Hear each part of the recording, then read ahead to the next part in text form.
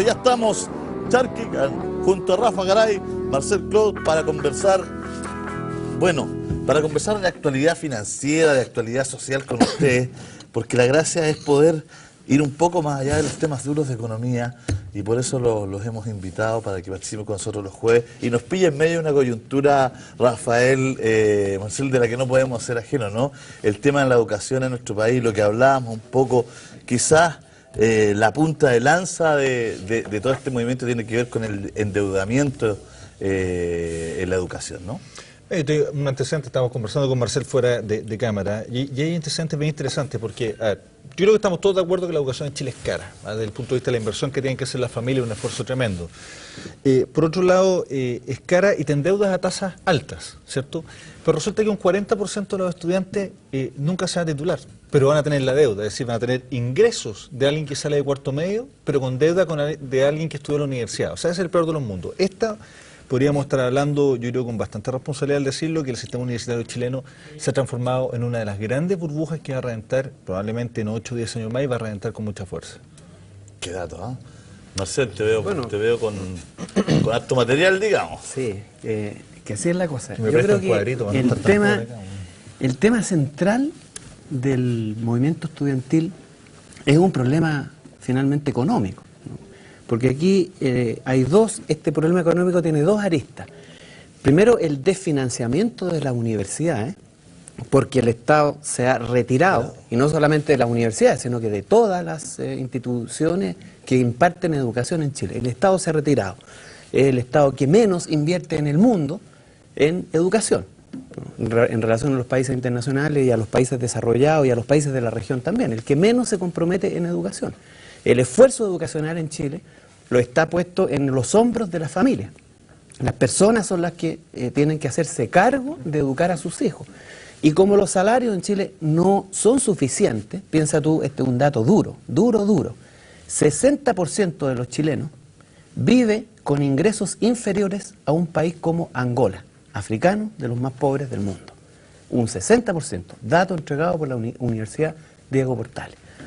En esas condiciones, ¿cómo enfrentas tú la educación más cara del mundo? Porque la educación chilena es la más cara del mundo y la más mala, entre otras cosas, ¿no?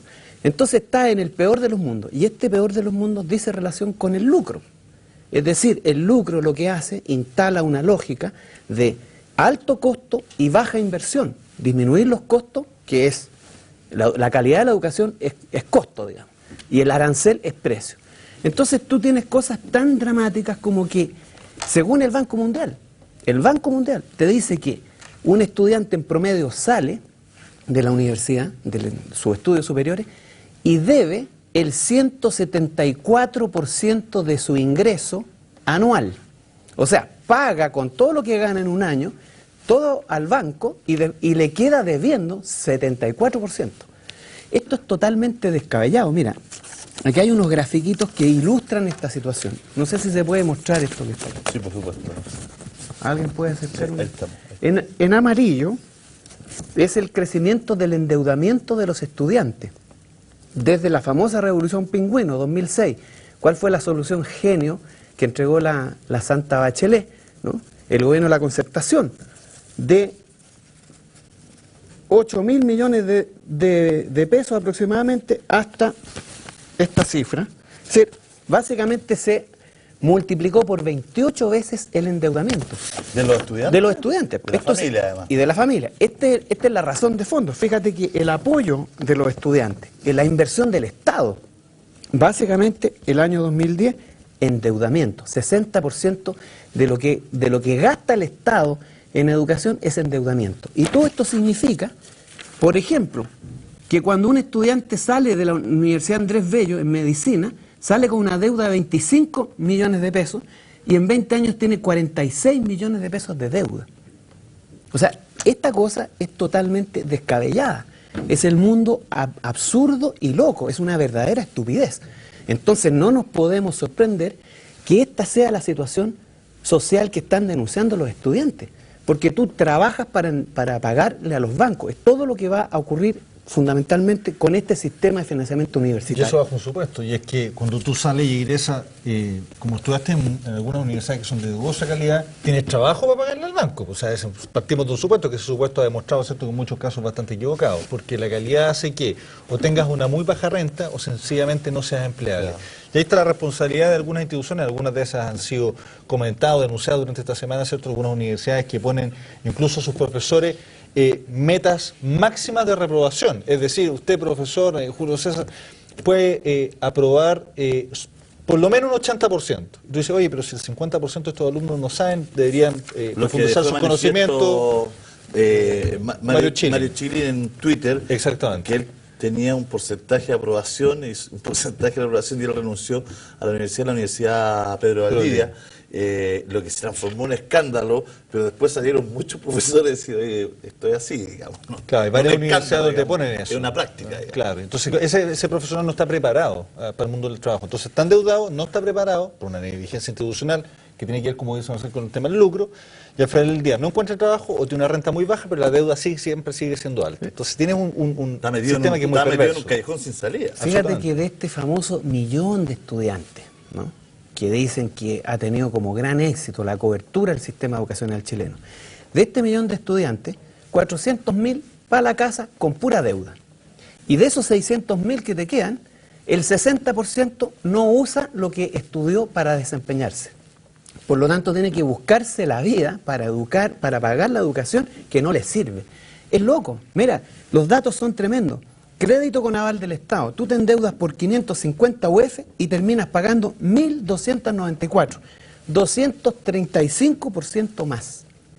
Esto realmente, y esto es una cosa más grave todavía, porque esto hay que decirlo, si la demanda de los estudiantes es de absoluta justicia.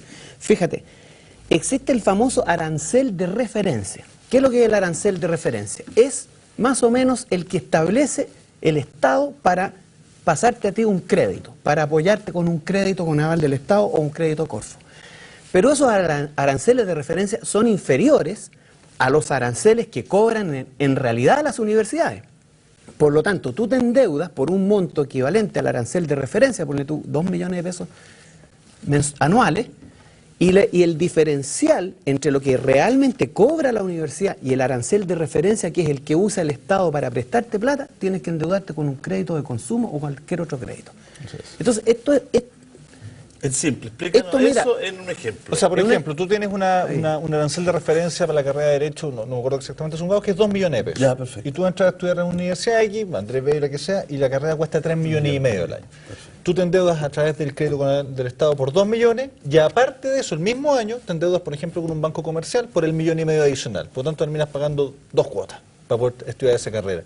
Y lo que dice Marcel es muy grave, porque si tú tomas esto y lo proyectas al millón de estudiantes, tú estás diciendo que 400.000 estudiantes no van a terminar la carrera. O sea, se van a ir para la casa con esa deuda, pero sin poder ejercer porque nunca se recibieron. De 2 o 3 años, digamos. Exactamente.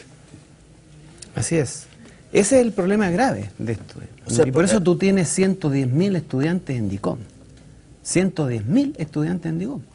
Que no pueden pagar, que no tienen ingresos suficientes, porque los ingresos que tienen con el sistema de política económica que hoy día existe, con la manera de fijarnos.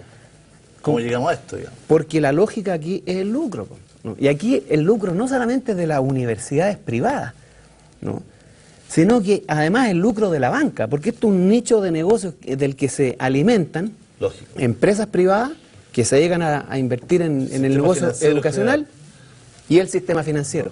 Y fíjate que es más todavía escandaloso esto, porque como el Estado es el aval de estos créditos, el Estado le tiene que comprar a los bancos cuando los créditos están vencidos o cuando finalmente no pagan los estudiantes. La morosidad, claro. La morosidad.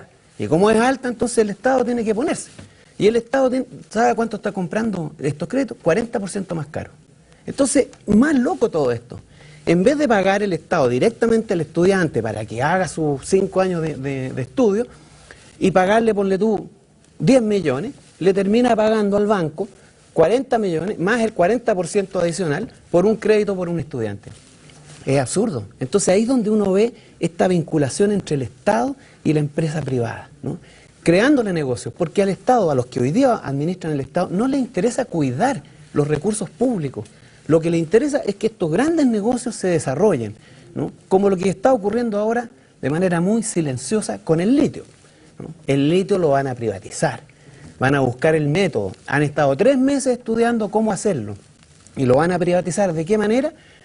De la misma manera que muchos hidrocarburos hoy día están siendo entregados en la región de Magallanes, con contratos especiales, porque está prohibido por ley que el litio lo explote alguna empresa privada. Pero ya encontraron la manera. Puede pasar a 20 ya años, encontraron la manera. Y ese es el tema, digamos. El Estado finalmente lo que termina es trabajando para crear nichos de negocio. Y el interés público no está, pero ni siquiera en medida menor, en la mente de quienes operan las decisiones del Estado.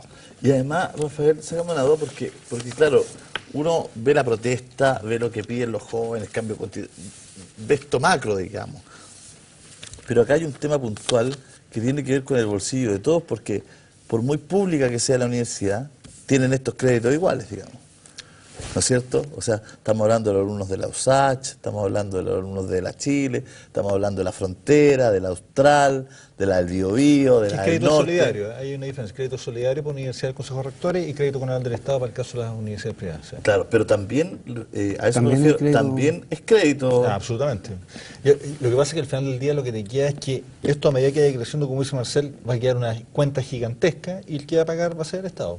Entonces, en el fondo, tú vas a tener una transferencia neta de riqueza, ¿cierto? Transferencia neta de riqueza que parte desde el Estado y esa riqueza la pierde el Estado, la perdemos todos también que estamos pagando impuestos, etcétera, ¿cierto? Para financiar la operación del Estado y eso pasa a manos de operadores privados, que son los que obtienen la rentabilidad y el Estado se queda con la cuenta y casi la mitad de los estudiantes se quedan sin la carrera. O sea, es un escenario bastante complejo. A ver, y por eso yo entiendo tanto las marchas y la protesta. Pero perdóname un poco, porque déjame ponerme en este lugar, digamos. ¿Por qué Ahí si está, pues. nosotros estamos haciendo síganme los vuelos? Son las 12:15 de la noche, estamos aquí, ustedes vienen, traen sus papeles y todo, y me cuentan esta historia que la tienen, pero clarita, digamos. En 2 minutos, pum, los gráficos, pum, pum, pum, pum. ¿Cómo los que administran el Estado, que me supega por horario completo, digamos, cómo los administradores del Estado por todo este tiempo no tienen estos gráficos, no tienen estos datos, no tienen estas cifras? O sea, Marcel dice, o sea, en vez de pagarle 10 palos a un cabro o meter 10 palos en una universidad para que el cabro termine pagando 40 más el 40, o sea, ese dato no lo tienen los que administran. Sí lo tienen. Claro, Por todo este claro que tiempo, lo tienen, claro que lo tienen. Lo que pasa es que cuando tú tienes que tomar decisiones de este tipo, y podemos conversar de distintos tipos, cuando se te generan los conflictos de interés, al final del día tú tienes que tomar la decisión si eres capaz de hacer una modificación. Y esa modificación yo creo que hoy en día, a pesar de la presión que han logrado los estudiantes y que hay algunas cosas que se van a avanzar probablemente, tú tienes muchos intereses cruzados acá y por lo tanto el cambio no es fácil. Es como bajar la tasa máxima convencional y todos los temas que hemos conversado durante mucho tiempo. No es tan fácil porque tú tocas intereses que son altamente concentrados en ciertos sectores privados, que no es que yo quiera demonizar al sector privado, pero hay empresarios y empresarios, como en todos lados, y hay algunos que obtienen utilidades sobrenormales, ¿cierto?, a través de este tipo de mecanismos y de estructuras industriales que al final del día se arman. Mira, lo que dice aquí el colega se ratificó esta semana, ¿no? Se estuvo discutiendo sobre el tema de la reforma tributaria, ¿no? Y empezaron incluso a hablar de la posibilidad de reformar la estructura tributaria en Chile para financiar la educación, porque es más o menos lógico, ¿no? El esfuerzo tributario lo hacen los que trabajan y los que consumen, fundamentalmente. Las empresas no pagan impuestos. En Chile las empresas no pagan impuestos. Entonces, obviamente, si tú quieres aumentar el gasto en educación para financiar las mayores demandas que está exigiendo la familia, los estudiantes, las mismas universidades, tienes que mejorar la forma en cómo se captura el ingreso, cómo se capturan los impuestos. Pero incluso el Superman de la política hoy día, Pablo Longueira, lo planteó como una posibilidad. Se reunió con los empresarios y salió el presidente de la SOFOFA, el que manda, digamos, porque es el que representa a la clase empresarial poderosa de este país, dijo, a nosotros nos parece que esto se resuelve solo con inversiones y con crecimiento económico. O sea, una vez que ganemos nosotros, ahí vamos a repartir. La misma tesis del chorreo que no ha funcionado, ¿no? Y se acabó la discusión. Habló el presidente de la SOFOFA y se acabó la discusión. Ahí está el problema, tú lo dijiste en el programa anterior. Los políticos no son más que empleados, no son más que mandados, no por el pueblo chileno, porque siempre los políticos son mandatarios de la voluntad popular, sino que en el caso de Chile estas cosas ocurren porque son mandados por el poder económico. Esa es la relación de verdad que existe entre política y dinero. Y yo te voy a decir una cosa, esto lo tienen tan claro, te voy a citar algo porque yo creo que hay que citarlo, para que tú veas más o menos el nivel de conciencia que tienen los tomadores de decisión en Chile. El jefe de Educación Superior del Mineduc, un señor Juan José Ugarte, dijo: la carga de los estudiantes es alta, pero no impagable. Cierre comillas. Lo dice todo, ¿no? Es la manera como entienden la problemática, la capacidad de comprender los problemas reales que hoy día enfrenta el país. Fíjate que toda la lucha estudiantil ha sido el problema del lucro, el problema del lucro, el problema del lucro. ¿Y cuál es la respuesta del señor Bulnes? Esta es la respuesta, documento. ¿Qué es lo que dice? Vamos a hacer constitucional la forma de lucrar que hoy día existe en la universidad, en la educación. O sea, la respuesta es: no queremos lucro, el lucro nos tiene endeudados, el lucro tiene la educación en el suelo, y ellos ¿qué responden? Más lucro. Derecho constitucional para lucrar. Eso es lo que está planteando, y por eso los estudiantes hoy día están en la calle y van a seguir movilizados, porque obviamente la única respuesta que fue capaz de articular el gobierno del señor Piñera es más lucro, y sigamos con lo mismo. Y además, una defensa del sistema chileno, que es el peor de los sistemas en términos de educación, porque está aprobado, digamos, el más caro y el más malo, ¿no? Es una defensa absolutamente distorsionada de lo que es la realidad, de lo que la gran mayoría de Chile entiende. Rafael, y tú hacías hincapié en esas familias, en ese 40% que ve truncado por A, B, C, D motivos. Solamente son motivos económicos, y lo otro, que las universidades no se hacen responsables muchas veces de lo que se denomina la nivelación en capital cultural. Es decir, para poner un término sencillo, sin hacer caricatura, cuando tú recibes a un estudiante de la Universidad Católica que viene con alto puntaje, tiene un capital cultural en general alto. Entonces lo que tú haces en 5, 6 o 7 años de carrera es agregar conocimiento disciplinar, médico, ingeniero, lo que sea. Pues la gran mayoría no viene de esos, del quinto quintil, digamos, ¿cierto? Viene de los quintiles más bajos, ahí está la gran masa universitaria. Y esos estudiantes vienen carenciados, es decir, vienen con capital cultural bajo. Y lo que tú tienes que hacer como universidad, y es tu responsabilidad, ¿cierto?, es primero nivelarlos en cierto nivel de capital cultural y después agregar el conocimiento. Si no vas a agregar conocimiento, ¿sobre la base de qué? Si no entiendes absolutamente nada. Entonces, por eso, primera razón, razones económicas. O sea, segunda razón, porque no son incapaces de salir del sistema. Ya tú planteas, deja en el aire, ¿no?, y lo plantea de una manera sutil, digamos, que hay la gran masa, viene con problemas de la educación secundaria. Absolutamente. O sea, ya tú al constatar ese hecho ya me estás poniendo el pie en otra discusión, digamos. O sea, esos 4 quintiles vienen de una educación secundaria. Y que ahora hoy día estamos concentrados en tratar de arreglar la educación superior, pero esto debería partir de la preescolar, o sea, la estimulación temprana. Algo se hizo cierto fuertemente en el tema de la cobertura de los jardines infantiles, pero falta mucho más por avanzar, porque si no lo que va a seguir es que universidades que tienen una calidad, y lo puedo decir con bastante conocimiento, cuestionable desde el punto de vista de la formación de los estudiantes, no se hacen cargo de las carencias. Uno puede decir, es que es injusto porque vienen carenciados de los colegios. Bueno, pero si tú formas profesionales, tienes que formarlo en todos los ámbitos, y no con estos criterios de aprobar una cierta cantidad de estudiantes para hacer andar el negocio. Sobre todo que cuando tú titular gente que una no tiene universidad, o sea, me imagino que sabes cómo van a venir esos estudiantes, qué tipo de estudiantes van a llegar. O sea, tienes que armar un mono, como se dice, decente para darle formación de verdad. Si al final del día tú te das cuenta que muchas universidades privadas y también algunas tradicionales, ¿cierto?, gradúan de repente un abogado o un ingeniero comercial, y que es absolutamente no funcional, que es prácticamente un analfabeto incluso para ejercer su profesión, porque no tiene ni los conocimientos, porque fue aprobado bajo ciertos regímenes que son un poco, digamos, cuestionables, como decía Mario Chilling, y por otro lado, con altos niveles de endeudamiento, y por otro lado no habilitado, o sea, no tiene cómo ejercer.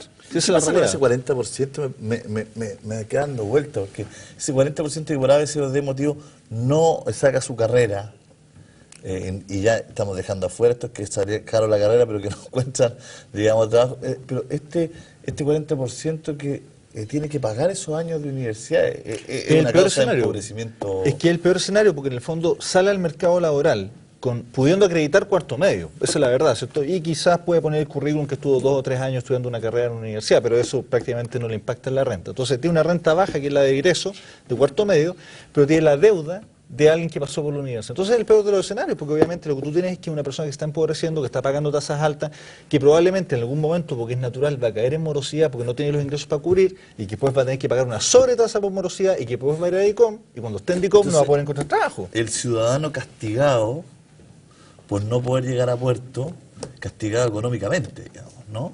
Castigado Por lo que haya económicamente. sido que ese ciudadano que no pudo obtener la educación, porque no hubo un Estado que le dio educación, sino que la tuvo que comprar, está castigado y termina, ¿no es cierto?, con una deuda, termina castigado en el sistema financiero, Pero digamos. no te preocupes, no es drama eso.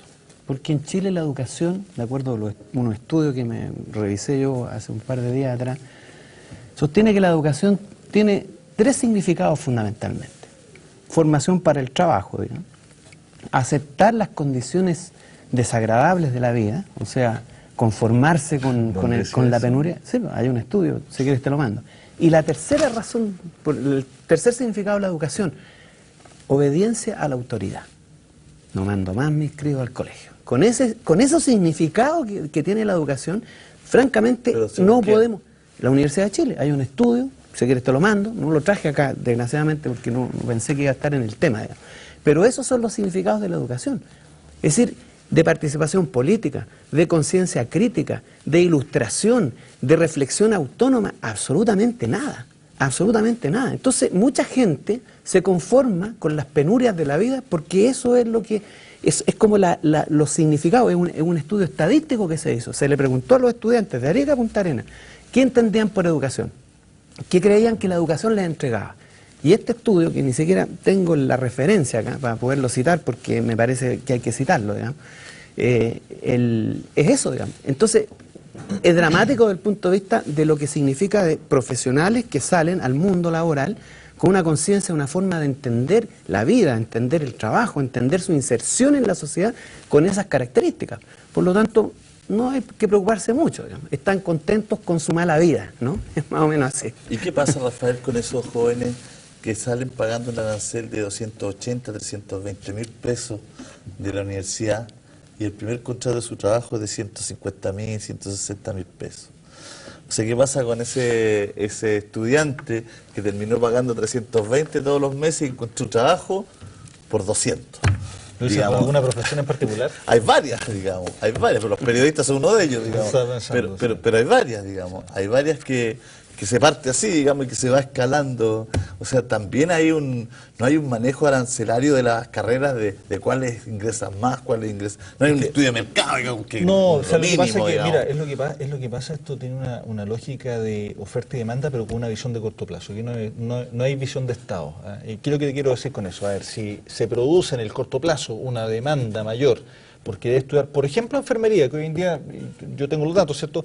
Es una de las profesiones que tiene buena renta al egreso, ¿cierto? Porque hay una escasez de enfermeros. Hay pocos enfermeros. Ok, pero resulta que la cantidad de cupos que se abren hace que yo te lo anticipo, que en 8 o 10 años más lo que va a tener una sobreabundancia y la renta de las enfermeras va a volver a desplomarse. Oye, lo que pasó con odontología, hace 10 años atrás, cuando se empezaron a abrir todas las escuelas de odontología, los sueldos estaban disparados. ¿Y qué pasa hoy en día? La renta de los odontólogos se van demoliendo. Entonces, abajo. Al final del día lo que tú tienes justamente, yo no quiero decir que esto se solucione con planificación central, pero por lo menos utilicemos algunos elementos de estudio para ver cuáles son las necesidades del país con un horizonte que sea mayor a un año. ¿Cómo vamos a ser tan cortoplacistas? Uno debería tener una visión de país, de que en el desarrollo, por ejemplo, en áreas de salud, en ciertas áreas específicas dentro de la salud, tú vas a tener una demanda que podría ser por los próximos 10 años para poder dar servicios de salud decentes, que ya se demostró, ¿cierto?, que Chile es el país que menos invierte la OCDE en salud. Okay.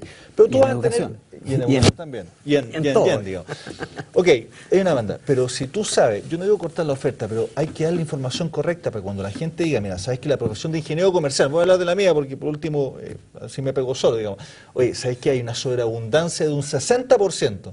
Ok, si tú le entregas esa información transparentemente a la gente al comienzo, te va a decir, oye, ¿sabes qué? Miro la renta, miro la sobreoferta que hay, ok, busco otro camino, pero lamentablemente esa oferta no está disponible y el incentivo siempre es a llenar las vacantes, pero no a pensar en el mediano plazo y en el largo plazo del país. Oye, Rafa, Marcel, como economista, y escuchándolo, pareciera ser un buen negocio para el Estado, es decir, para todos los chilenos, acabar con el lucro de la educación.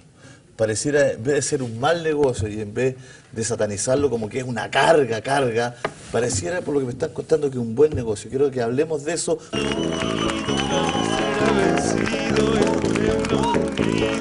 Será vencido.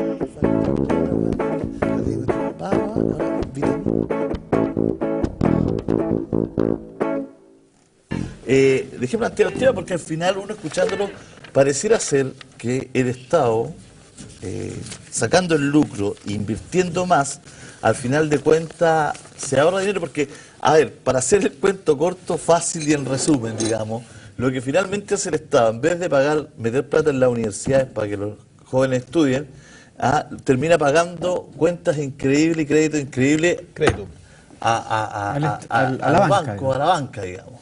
Entonces, finalmente, tampoco hay un cuidado del dinero de todos los chilenos. Pero eso lo que pasa es que tiene que ver con un concepto. Y el concepto, no recuerdo bien que lo dijo, parece que tiene un cargo de gobierno que decía que en un momento la educación es un bien de consumo. No sé si te acuerdas tú de la declaración. Presidente lo dijo. El presidente, sí, exactamente. Nada menos que el presidente. Entonces, ¿qué es lo que te pasa? Cuando tú tienes la visión, ¿ya? Y no te das cuenta que lo que tú estás haciendo en educación es formando la posibilidad de desarrollo, no solamente desarrollo económico, de desarrollo personal, de realización personal, o sea, una serie de cosas que están vinculadas a la educación. Y tú lo tomas como un bien de consumo es lo que tú vas a comprar en una multitienda y usas una tarjeta de crédito, digamos. O sea, no es más que eso. Lamentablemente una visión reduccionista. Y esa visión reduccionista al final del día hace que tú no tomes el rol, ¿cierto?, que te corresponde como Estado. Y en ese sentido se generan estos modelos en los cuales hay una especie de lucro encubierto. Yo creo que ya encubierto le queda poco. Yo creo que ya sabemos todos los mecanismos, cómo se pueden extraer renta de las universidades. Un sistema en el cual hay un financiamiento que es internacional. Dígalas porque a veces la gente no entiende. ¿Cuáles son los mecanismos para extraer renta de la universidad? Me van a matar aquí, pero... Ya, mira, primero... No, pero si usted... primero que es el más conocido. Usted está diciendo lo que todos saben. Cuando tú constituyes una inmobiliaria. Y supongamos que tú constituyes una inmobiliaria y tú tienes este edificio que si fuera tuyo, por metro cuadrado... Bueno, en el otro lado ya me pegaron por usarla... Y tú, por construirlo o por arrendarlo de manera normal, ya esto te cuesta, por ejemplo, 1 UF metro cuadrado. Pero resulta que tú lo arriendas a 10 UF metro cuadrado. Y se lo arriendas a una inmobiliaria. Y esa inmobiliaria resulta que curiosamente, son esas casualidades de la vida, tiene los mismos dueños que tiene la universidad. Okay. Ahí tienes una forma de extracción de renta que es a través del arriendo. Pero tienes muchos más, contratos de servicios, por ejemplo, servicios que prestan empresas externas a la universidad, de fotocopiado, de cafeterías, de lo que sea, y que son servicios sobrepagados por parte de la universidad, que a los estudiantes les llegan subsidiados, ok, pero las universidades los pagan a sobreprecio. Entonces, ¿qué hace? Extrae renta. ¿Y quiénes son los dueños de esas empresas que prestan servicios? Curiosamente, muchos de los que están dentro de los directorios, etc. Entonces, son formas que, que no son ilegales, eso hay que destacarlo, pero que claramente traicionan el espíritu de la ley, con lo cual la ley de no lucro en la educación superior fue construida. Y está el famoso mecanismo de las becas Valech, que yo creo que se ha olvidado un poco, ¿no? Por favor, cuente. Ese mecanismo que utilizó fundamentalmente, que todavía utiliza la UNIAC, ¿no? Que, tú sabes lo que fueron las becas Valech. Fueron becas que el Estado creó para entregarle a quienes habían sido víctimas de violaciones de derechos humanos, tortura, etc. Bueno, estas becas Valech pagan el 100% de cursos de formación o educación de estas personas afectadas por esto, que son miles y miles de personas, un negocio gigantesco de 7.000 millones de pesos anuales, más o menos. Bueno, como la ley establece que se paga el 100%, estas universidades lo que hacen es fijar aranceles enormemente altos, ¿no? 3 y 4 veces más altos que el promedio. Y más incluso. Y más. Más incluso. Más incluso. Y el Estado les paga 100% eso. Sí, por eso te digo que el Estado, quienes administran hoy día el Estado, no están pensando en el interés público. Y recordemos, es que hubo... Pero si en la ley lo hicieron así, se destapó. Recordemos este mismo caso, o sea, cursos no conducentes a grado académico, ¿ya? O sea, un curso de computación que en cualquier parte cuesta 150.000 pesos, 1,5 millones. Y el Estado financiando completo a través de la beca Valech. Eso es 10 veces el precio del curso en el mercado. Claro. Pero eso fue lo que pasó, ¿cierto? Y eso fue lo que se investigó. Pero además, incluso se devolvió por parte de la institución, ¿te acuerdas? Una parte, o todo, no recuerdo bien el detalle, de los dineros que habían obtenido por la beca Valech, porque realmente es un escándalo que no soportaba ninguna análisis. Que además falta fiscalización. Es legal. Es legal, Julio César. Legal. La ley lo establece. Pero alguien tiene que fiscalizar, porque una cosa es que sea legal y otra cosa es que el encargado de los 7.000 millones vaya y diga, oye, curso de inglés 3 palos, curso de inglés 300 lucas. Voy a ir a ver por lo menos, hasta los mega laboratorios de Obama, digamos. O sea, Pero lo hicieron, po, y así Claro. se financiaba 7.000 millones de pesos anuales Pero es la legal, ¿te das universidad, cuenta? la unidad. Es legal porque mira, si esta cuestión podemos decir, bueno, esto es una tasa de lujo que hay en el programa, ¿cierto? Pero tú podrías decir, ok, cuesta Que no es lucas. nuestra, digamos, Oye, pero- pero yo te la vendo en 10.000, si tú estás dispuesto a pagar, estamos perfectos. Lógico. Porque el precio es libre por un contrato entre privados. Porque el precio no existe, digamos. alguna- Exactamente. Pero mira, además es más mefistofélica esta cosa, porque resulta que las universidades estas que utilizan el financiamiento vía becas Balich tienen que poner sus aranceles hipócritamente, cínicamente, muy altos. Por lo tanto, el que entra a esa universidad a estudiar Derecho o cualquier otra cosa, se va a encontrar con un arancel sobredimensionado. Entonces, ¿qué hacen? Dan becas. Porque tiene los ojos azules, becas. Porque de la Plaza Italia para abajo, becas. Y entonces así bajan el arancel al promedio para el que no viene con la beca Balich. Perfecto. ¿Entiendes? Pero al que viene con la beca Balich, le Completo. pagan el palo de O día sea, al Estado, en el fondo. al Estado. Una vez El más. que viene el con las Estado. lucas del Estado, paga. Y el que Exacto. viene así le dice, no, en el fondo estamos cobrando muy caro, vamos a cobrar Yo la te mitad. acuerdo un país el arancel vicioso, promedio, vicioso en tema de lucro. El arancel promedio de esa universidad era el arancel promedio más alto en cualquiera de las carreras que tú quisieras. Ingeniería comercial, derecho, arquitectura, lo que quisiera, era el arancel más alto del sistema, está ahí. Pero Qué llevado raro, ¿eh? quizás por... Pero Claro. obvio, o sea, ahí está la razón. Tú te das Ahí cuenta, la está. gente decía, oye, qué raro, debe ser de alta calidad, un proceso muy selectivo porque cobran tan caro, muy buenos profesores, infraestructura. No, no había nada de eso. Lo que había era justamente fijarse estos aranceles y la búsqueda de captar una renta importante por parte del Estado, que es la beca PALE. Mira, yo tengo otro estudio que me llegó, porque me han llegado hartos estudios últimamente, dado que he estado dedicado a promover la reflexión crítica del movimiento estudiantil. Es un estudio que hicieron unos profesores, no lo traje acá, digamos, lo lamento, digamos, porque no pensé que íbamos a tratar esos temas, pero analizaron el impacto, o sea, la eficacia, por decirlo así, del lucro en el sistema educacional en materia de resultados CIMSE, ¿no? A nivel de los segundos medios, ¿no? Esto es para el 2008. Y separaron por sectores socioeconómicos, 5 sectores socioeconómicos, A, B, C, D, E, el más alto de ingresos. Y compararon los resultados de la prueba CIMSE en matemáticas y castellano de los sectores más bajos hasta los más altos, pero separando por variable socioeconómica. Y separaron también por colegios municipalizados, o sea, estatales, particulares subvencionados con fines de lucro y particulares subvencionados sin fines de lucro. Y en todos los niveles socioeconómicos, los municipales tienen mejores resultados que aquellos que tienen subvención estatal, los particulares subvencionados con fines de lucro. Aquellos colegios que tienen fines de lucro tienen los peores resultados académicos a lo largo de todos los sectores socioeconómicos. Es una prueba y una muestra de que el lucro no hace sino deteriorar la educación y no mejorarla. No es un mecanismo eficaz para tener educación. Por eso que los estudiantes están claros, no quieren más lucro en la educación, porque el lucro es la causa del estado de situación en que hoy día está la pobre y lamentable educación chilena. Es que donde hay lucro... No sé donde si se entendió lo que quise decir. Donde hay lucro y pasa en el Transantiago. O sea, si no hay fiscalización, hay un grupo de gallos que quieren ganar plata y para ganar plata tienen que bajar tus costos, bajar subir tu el costo y ingreso. subir tu ingreso.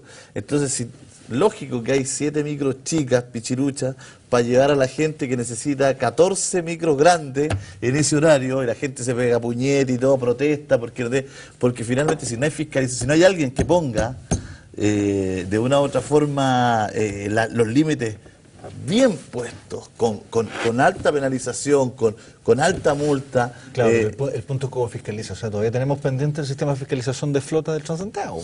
Y es un tema que llevamos conversando cuántos años. Entonces, ¿cómo vas a fiscalizar si no tienes cómo obtener la información? Y respecto al tema de lucro y educación da para mucho, pero respecto al tema, ¿por qué es delicado el lucro y la educación? Yo no tengo ningún problema con el lucro. O sea, me imagino que tú tienes renta por lo que haces, todos ganamos, digamos, ¿cierto? Pero ¿cuál es el problema con la educación puntualmente? Tomándolo como un bien superior y no como un bien de consumo. Es que el incentivo, ¿cierto?, a bajar los costos hace que tú contrates peores profesores, que les pagues menos a esos profesores, que tengas peor infraestructura y sin embargo que suba los aranceles. Entonces al final te queda una brecha que te genera utilidad, pero estás entregando un servicio de mala calidad. Es que nadie tiene nada en contra del lucro y en contra de ganarse su plata, entre emprender. Si el tema es dónde. Pero es que sabes que en educación eso es hay- grave. Porque por eso te digo el tema, no es lo Sí. mismo la mayonesa, los calcetines, No, pues, o el que hace pantalones. Es que por eso digo que la educación, conceptualmente- digamos, no es lo mismo. Por eso digo que digamos. conceptualmente hay una diferencia entre si tú consideras que algo es bien de consumo que es un bien superior. Por Si eso, es bien por de eso ese consumo, tema era tan... Por eso, y yo te voy a decir por qué es incompatible el lucro en la educación.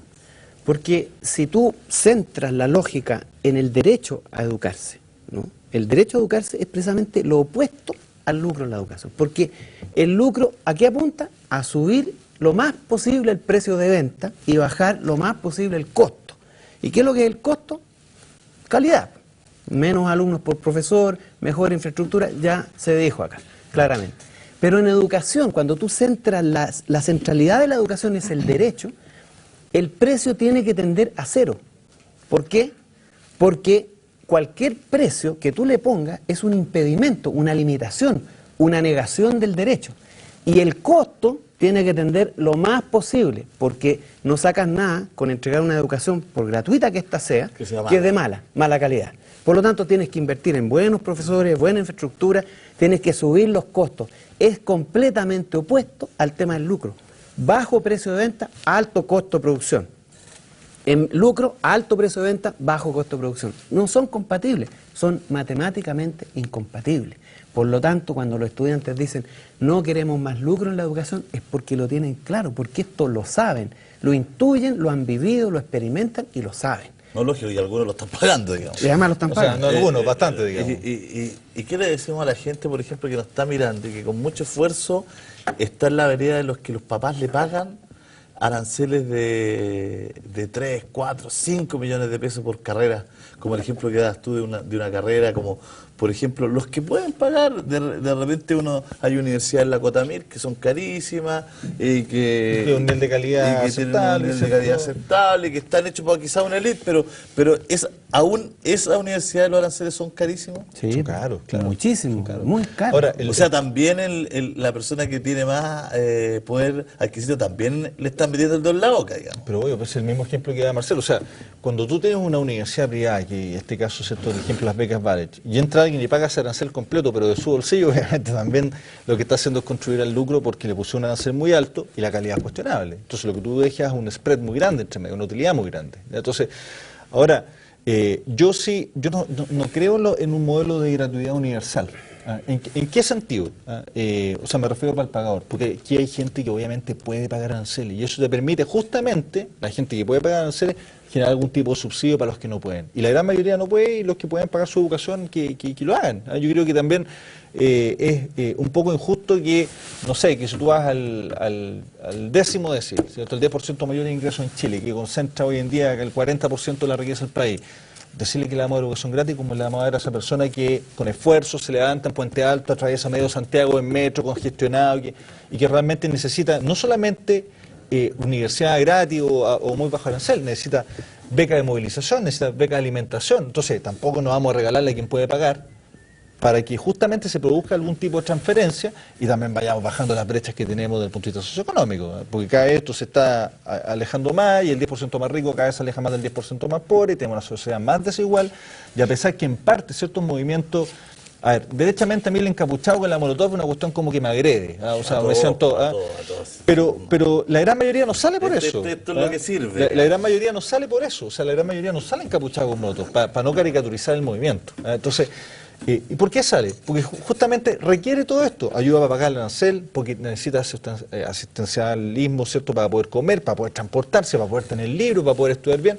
Entonces tú tienes que generar algún tipo de subsidio cruzado, que quizás podría ser ayuda universal en la medida que tú cambies tu estructura tributaria, y ahí entramos el tema de la gran reforma tributaria, que lamentablemente, como decías tú, es un tema tabú. En este país todos los temas son tabú, es increíble, a mí me impresiona. Menos ¿Sabes cobrar quién? intereses. Aquí, claro. Y menos endeudar Es que a la ya está gente, ¿no? establecido. El punto es que aquí, tema que tiramos arriba de la mesa es un tema que se demoniza inmediatamente. Es que con este tema del lucro, uno tiene la impresión, haciendo una reflexión al final de la noche, que se abrió como una nueva unidad de negocio para la banca. Digamos. Entonces, en el fondo, ¿qué es lo que pasó con la educación? De un día para otro, con el pretexto de dar mayor educación a más gente, que más chilenos puedan acceso, estudiar, digamos. el acceso a la educación, se abrió un nuevo modelo, digamos, que ellos le llaman un modelo pulpo. No, aquí tenemos una nueva unidad de negocio, que es la educación, que son las familias mucha familia de clase media que empieza a golpear la puerta de los bancos para pedir plata para que los hijos estudien. Mira, este tema no es menor, el de la deuda, porque representa, según datos del Banco Central, esto al año 2007, no tengo cifras más actuales, pero deben ser peores todavía. 34% de todo el ingreso generado anualmente en Chile es el endeudamiento de los chilenos. Y representa la deuda promedio de las personas un 62% del ingreso promedio. 66%. O sea, este país vive para la banca, vive para trabajar y para que ese ingreso se entregue a la banca. Y esto va creciendo, creciendo, creciendo.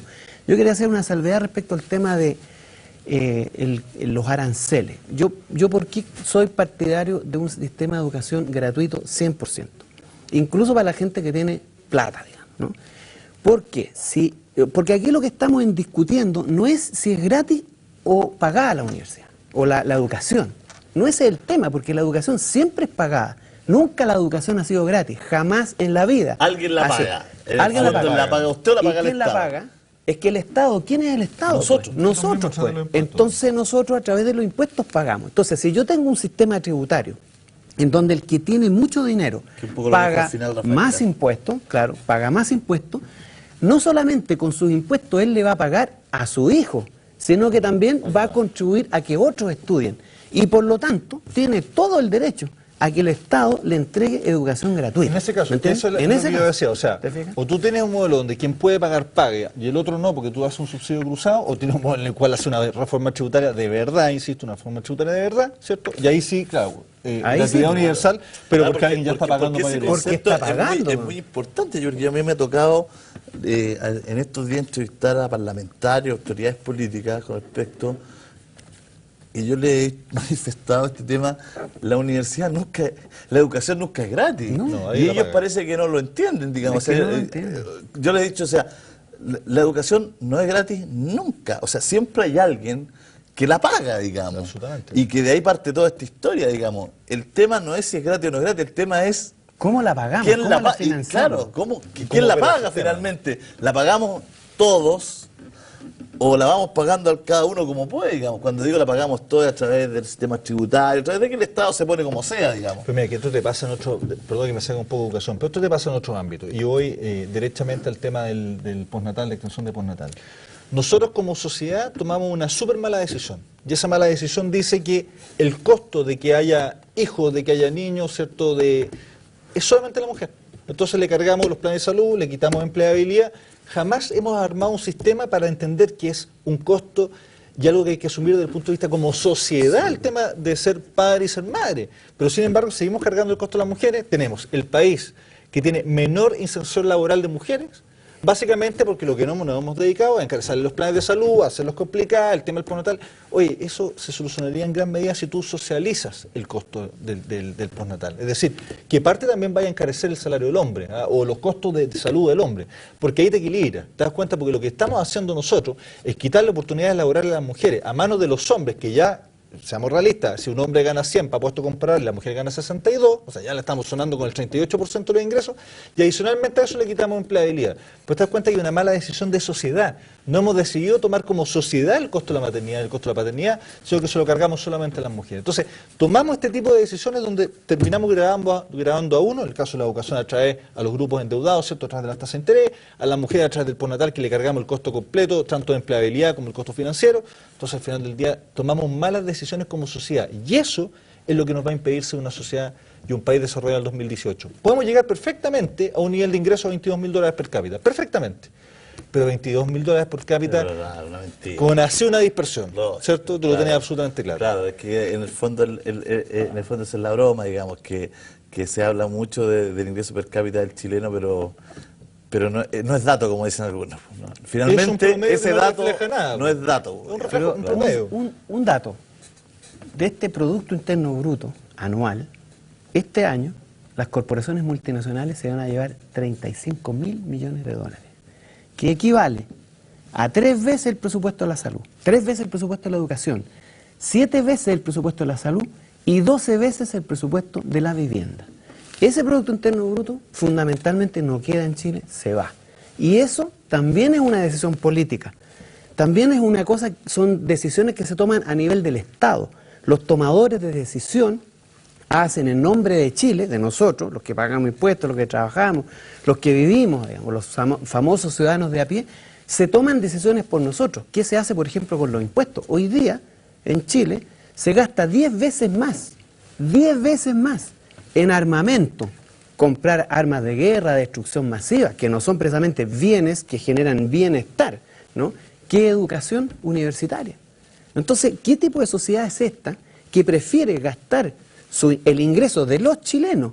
Toman la plata de los chilenos, que es de los impuestos que pagan los chilenos, y prefieren gastar en armamento y no en educación superior, no en educación para formar una sociedad ilustrada, inteligente, productiva, porque la educación es producción también, es capacidad de generación de ingresos. Y eso es lo que reclaman los estudiantes. Y no es que quieren educación gratis, ellos quieren que la plata de su familia se gaste bien y se gaste en lo que realmente funciona para el desarrollo de Chile y no para el subdesarrollo de Chile. Rafael, Marcel, como siempre, un agrado. Nos vemos el próximo jueves. Bueno. Muchas gracias por venir al programa, muchas gracias por tener esta conversación, tomarnos este café, que ojalá mucha gente se tomara en cualquier bar, en cualquier lugar de Chile, con los amigos, con la gente, conversar del país, solo hace que el país crezca.